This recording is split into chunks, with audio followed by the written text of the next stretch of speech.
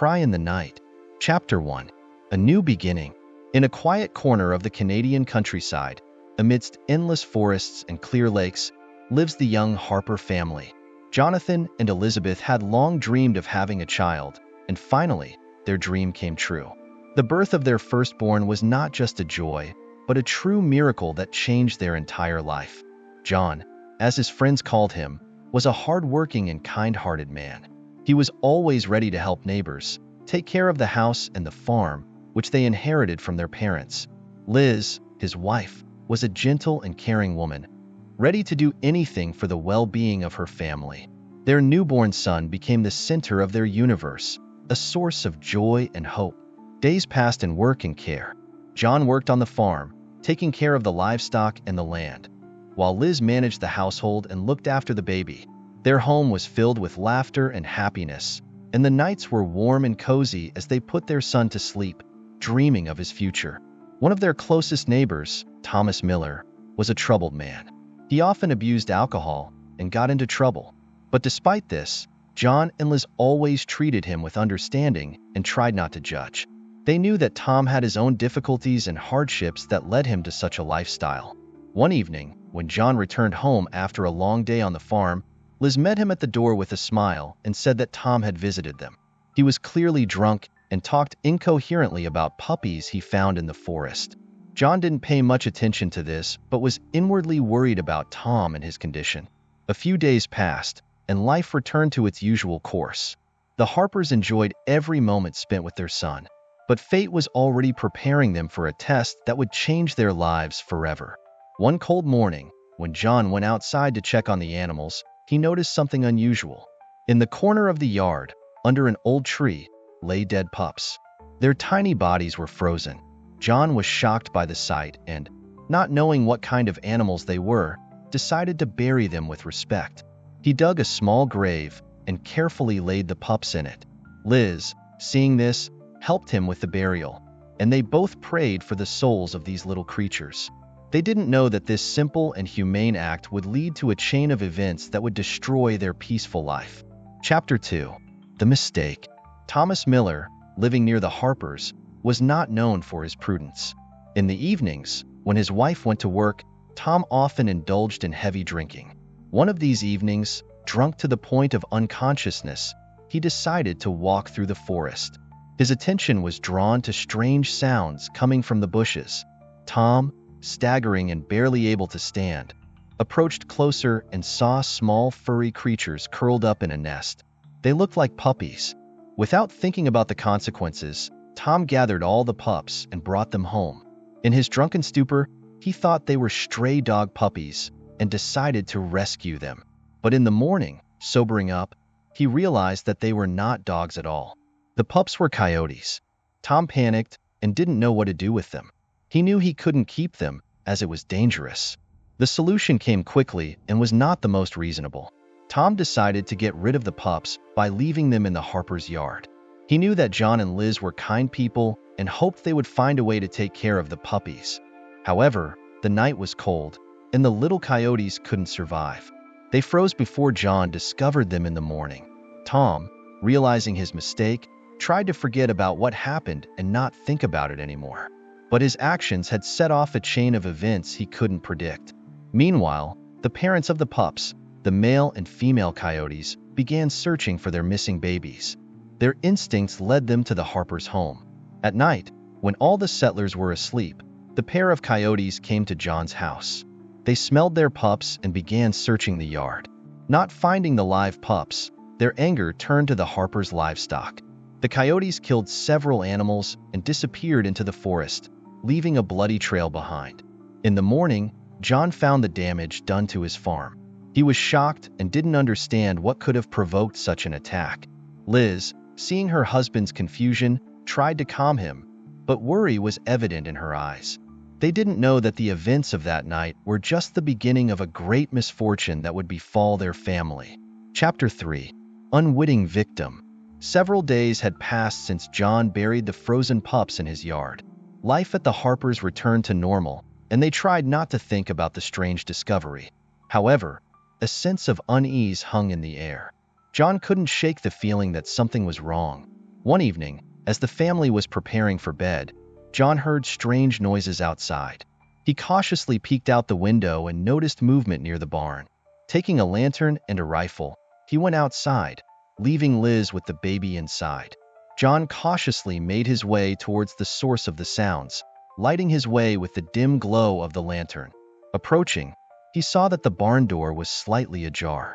John froze for a moment, listening to the noises coming from inside. Suddenly, a coyote jumped out of the darkness. John instinctively fired, hitting the animal, which collapsed to the ground. His heart pounded as he approached and saw the coyote was covered in blood. At that moment, John realized this was no ordinary predator. Nearby lay the remains of several of his animals. Understanding that this was not a random attack, John looked around. His gaze stopped on the tracks leading to the place where he buried the pups. He froze, realizing this might be the cause of the attack. The female coyote, attracted by the scent of her dead pups, came seeking revenge. John felt a deep sense of guilt. He wanted to protect his family and farm, but realized his actions might have provoked a bloody revenge. He returned home, where Liz, alarmed by the gunshot, waited for him with the baby in her arms. "What happened, John?" she asked, her voice trembling. "It was a coyote," he replied, trying to reassure her. "It attacked our livestock. I think it's connected to those pups I buried." Liz hugged him, understanding they were in a difficult situation. They knew they needed to be especially cautious now. Meanwhile, the female coyote, left alone, continued searching for her pups. Her anger and grief only grew, and she was ready to do anything to avenge her loss. John and Liz didn't know she was already planning her next attack. Chapter 4. Accusations. The morning after the tense night, John was in the yard, cleaning up the aftermath of the coyote attack. His thoughts were heavy, but he tried to focus on his work to avoid dwelling on what had happened. Liz stayed inside the house with the baby, trying to maintain order and calm. At that moment, Tom Miller approached the house. He was drunk again and clearly in a bad mood. Seeing the signs of the bloody night, he laughed a harsh, cruel laugh. "Hey, John, looks like you got hit hard, huh?" shouted Tom, swaying. John clenched his teeth and tried to ignore him, but Tom wouldn't stop. "This is all your fault. You kidnapped and killed the coyote pups.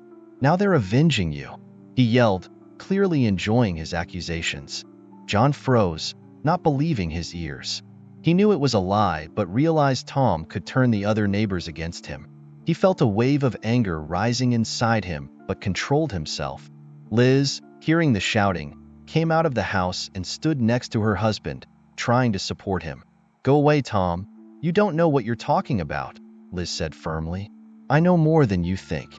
Tom continued, "This is all your fault, John. You brought this trouble on us." John stepped forward, but Liz stopped him by placing her hand on his shoulder. "He's not worth it, John," she whispered. Seeing that he hadn't achieved the desired effect, Tom turned and walked away, muttering to himself. John stood, clenching his fists, but tried to calm down. "We know the truth," Liz said, hugging her husband. "Don't let him ruin our day." John nodded, understanding Liz was right. They returned to their work, trying not to pay attention to Tom's accusations. However, deep down, John knew this wasn't the end. He felt the female coyote wouldn't stop until she got what she wanted. Meanwhile, the female coyote, watching from the forest, continued to plan her revenge. Her anger and grief grew stronger, and she was ready to do anything to avenge her pups and her killed mate. Chapter 5. Bloody Night. Several days had passed since Tom accused John of killing the coyote pups. Life in the settlement returned to its usual course, but John and Liz felt the tension. John tried to ignore the neighbors' suspicious looks and continued with his work, but unease grew inside him. Evening came. John, as usual, checked on the animals before bed. Liz was putting the baby to sleep, singing a lullaby. Suddenly, the silence was broken by the alarming barking of dogs. John tensed and grabbed the rifle standing by the door. Going outside, he heard noises coming from the barn. A sense of déjà vu washed over him, but he resolutely headed towards the source of the sounds. Approaching, he saw a silhouette flash in the darkness. It was a coyote. Its eyes glowed in the lantern light, and John felt a chill run down his spine. "Get out!" he shouted, waving the rifle. The coyote didn't move. It stared at John with a look of malice, as if understanding this man was involved in its grief. Suddenly, a second coyote, the female, appeared from behind the barn. She moved quickly and silently towards John, ready to attack. John fired, hitting the male coyote, which fell to the ground. The female rushed at him, but John managed to fire again. The bullet grazed her side, and she howled in pain. Despite the wound, she ran into the forest, disappearing into the darkness. John approached the dead coyote, feeling mixed emotions, relief and bitterness. He knew this wasn't the end. That night, he killed the male, but the female remained alive and would surely return for revenge. The next morning, Liz found John in the yard, standing with the rifle, staring at the dead coyote. Her heart ached with fear and concern. "What happened?" she asked, approaching. "They came back, Liz. The coyotes attacked again," he replied, not taking his eyes off the animal's body. Liz placed her hand on his shoulder, trying to support him. "We'll get through this, John. We have to be strong for our child." John nodded, but unease settled in his heart. He understood their family was under constant threat, and they needed to be ready for new attacks. But the scariest thing was he didn't know how to protect his family from the wrath of wild nature, enraged by loss. Chapter 6. Realizing the Truth. Several days passed since John killed the male coyote and injured the female. The tension in the settlement eased a bit. People were more cautious about their farms, fearing new attacks. John and Liz did everything possible to strengthen their farm and protect their animals. One morning, John decided to visit Tom Miller. He knew Tom's drunkenness led to the tragedy and wanted to hear his side of the story. Tom, as usual, was in bad shape, but this time he was sober and seemed more collected. "Hi, Tom," John said as he approached the neighbor's house. "We need to talk." Tom reluctantly let him in, where bottles and trash were scattered everywhere. They sat at the table, and John didn't waste time starting the conversation. "I know all this started because of those coyote pups, but why did you leave them in my yard?" Tom looked at John with tired eyes, sighed, and began to speak. "I was drunk, John. I found them in the forest and thought they were dog puppies. When I realized I was wrong, I didn't know what to do. I thought you and Liz would find a way to handle them." John felt a wave of anger rising inside him, but he held back. "Do you realize your actions put my family in danger? These coyotes are avenging their pups and the killed male." Tom nodded, understanding his mistake had serious consequences. "I'm sorry, John. I didn't know it would go this far. If I could turn back time, I would do things differently." John stood up, feeling the conversation had reached a dead end.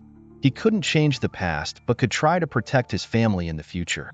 "Try to stop drinking, Tom. Your drunkenness caused a tragedy," he said on leaving.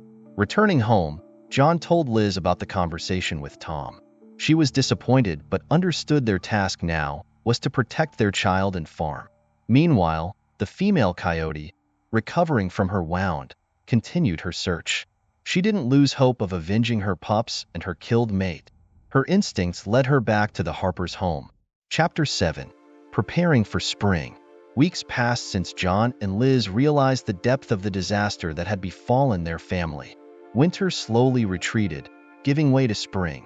Life on the farm gradually returned to normal. John and Liz did everything possible to strengthen their farm and protect their family from possible attacks. John spent a lot of time reinforcing fences and repairing barns. He installed additional locks and did everything to secure his livestock. Liz, in turn, took care of the house and the child, trying to maintain calm and order. Their son was growing, and each day brought new joys and discoveries. Spring brought warm sunny days and birds singing. John and Liz enjoyed every minute spent outdoors. They walked with their child around the farm, played in the yard, and rejoiced that winter was behind them. However, despite the outward calm, John couldn't forget the female coyote was still somewhere nearby. He understood her anger and thirst for revenge hadn't disappeared, so he was always on guard and ready for any surprises. One day, while the Harper family was playing ball in the yard, Liz noticed something strange in the forest. She squinted, trying to see what it was. For a moment, It seemed to her something moved among the trees, but she didn't pay much attention to it. "John, look how our baby enjoys spring," she said, smiling. "Yes, he's so energetic," John replied, watching their son trying to catch the ball. Their son, laughing, ran after the ball, which rolled towards the barn. John and Liz continued to watch him, admiring his energy. However, Liz froze when she noticed the ball stopped near the edge of the forest. Suddenly, the female coyote sprang out of the forest. She quickly grabbed the child and ran back into the woods. Liz screamed in horror and fainted, falling to the ground. John, not believing his eyes, grabbed the rifle and ran after the coyote. He chased her, shouting and pleading for mercy, but the coyote didn't stop. John understood it would be difficult to catch her, so he stopped to take aim. He fired, wounding the coyote, but she kept running, clutching the child in her jaws. The second shot hit her neck, and the coyote fell, but even then didn't let go of the child. When John reached them, he saw his son was dead. The female coyote lay next to him, still holding him in her jaws. John fell to his knees, realizing the full extent of the tragedy. Meanwhile, Liz, regaining consciousness, saw the horrifying scene before her. Her husband was holding the dead child and the coyote. She couldn't believe her eyes and fell to her knees, clutching her head in her hands. Chapter 8. The Aftermath. Several days had passed since the tragedy that shattered the Harper family. John and Liz were in deep grief, trying to come to terms with the loss of their child. The whole settlement knew what had happened, and people expressed their sympathy and support. But no words could console their broken hearts. John, immersed in his thoughts, couldn't find peace. He blamed himself for not being able to protect his son. Every night he woke up from nightmares, seeing that horrible scene over and over again. Liz, though trying to hold on, was in the same state. She barely left the house, finding no strength for anything. One evening, as John sat on the porch, looking at the sunset, Tom approached him. He was sober and looked serious. "John, I'm sorry for what happened. I know my mistake led to this tragedy," Tom began, his voice trembling. "If I could change anything, I would." John looked at him, pain and anger flashing in his eyes. "You can't bring my son back, Tom," he replied quietly, "but you can stop drinking and start a new life. You need to find a way to make amends." Tom nodded, understanding John was right. He promised to change his life and become a better person. However, for John, it was small consolation. Weeks passed. Spring continued to bring warmth and life to the settlement. But for the Harpers, this time was filled with sadness. They decided to leave the farm and move to another place to start over. John and Liz knew this was the only way to try to heal their wounds. On the day of their departure, neighbors came to support them and wish them luck. Tom was among them. He apologized to John and Liz, promising he would no longer harm anyone. "We will never forget your son," he said, extending his hand. "I hope you find peace in your new place." John and Liz, with tears in their eyes, accepted the apology and hugged Tom. They knew forgiveness was the first step to healing. As they left the settlement, John and Liz felt a heavy burden lift from their shoulders. They were heading to a new home, hoping for a new life. But they also knew the memories of the tragedy would always be with them, reminding them of the fragility and value of life. The end. If you enjoyed this video, please subscribe to our channel and don't forget to hit the like button. Thank you for your attention.